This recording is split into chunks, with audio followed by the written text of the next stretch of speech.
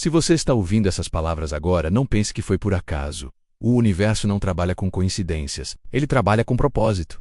Talvez você tenha clicado nesse vídeo buscando respostas, ou talvez algo dentro de você, mas sabe o que sua mente consciente soube que era hora de acordar, hora de mudar sua vibração, hora de fortalecer sua fé, hora de lembrar quem você é, para quem você pertence e o que verdadeiramente te sustenta.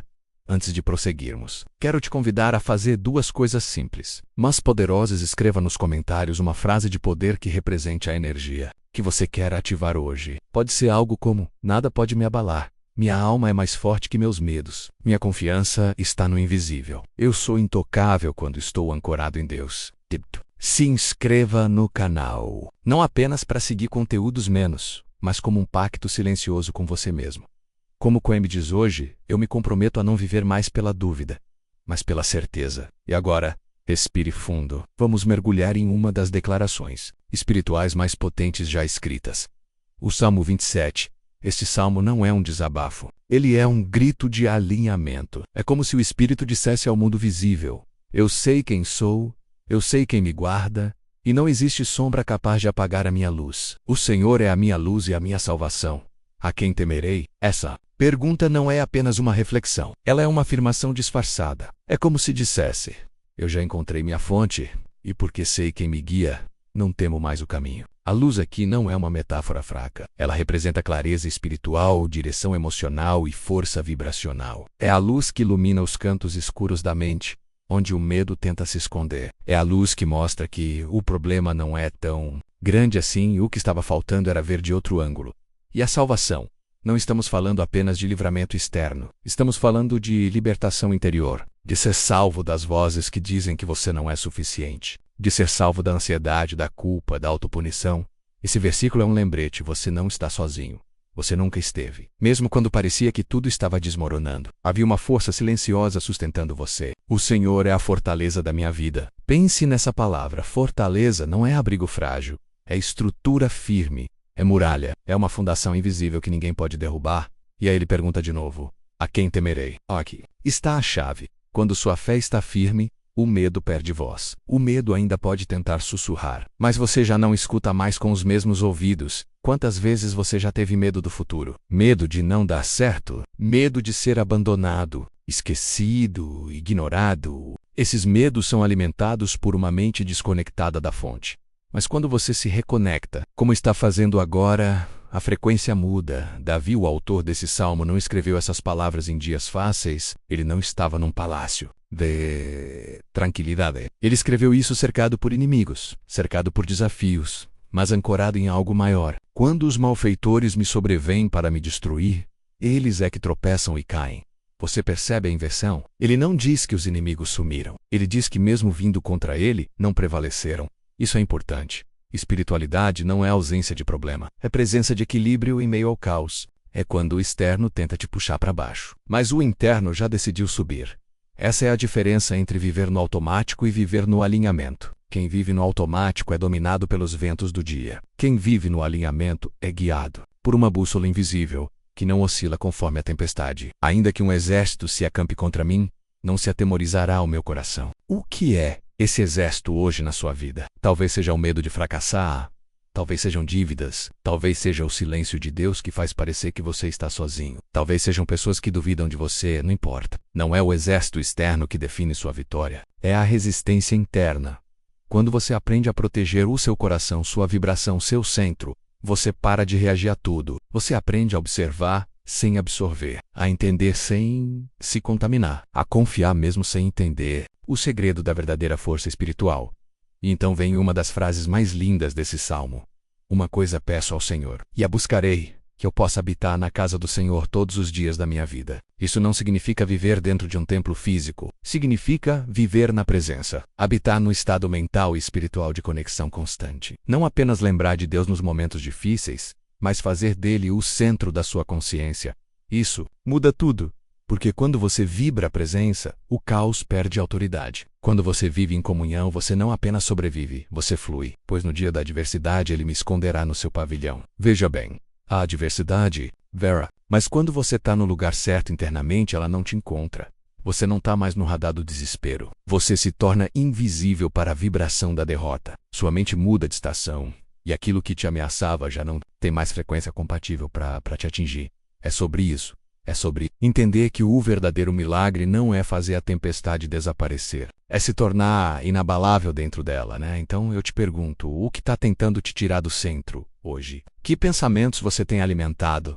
Em que vibração você tem vivido? Talvez hoje seja o dia de escolher outro caminho. Talvez este seja o momento exato em que sua alma decidiu despertar.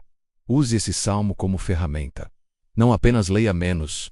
Declare, não apenas escute, integre.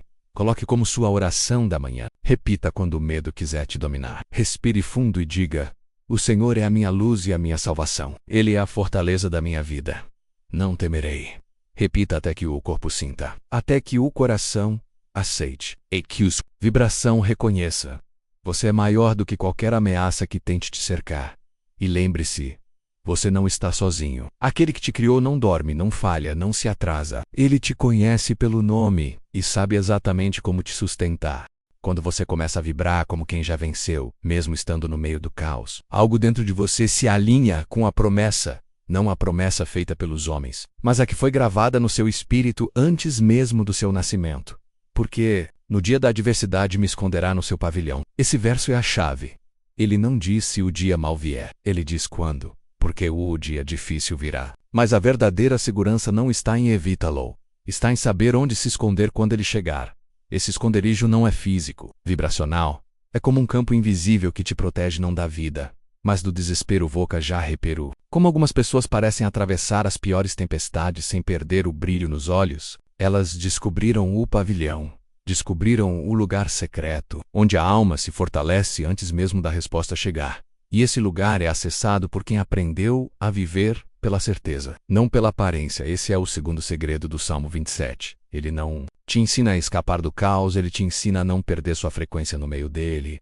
Porque quando você permanece vibrando fé, gratidão e presença mesmo com tudo balançando ao redor, você emite um sinal para o universo que diz: eu já sou, eu já tenho, eu já venci. E como ensina Neville Goddard, você não atrai o que deseja. Você atrai o que é. Davi termina o Salmo 27 com uma frase que parece simples, mas carrega um poder escondido.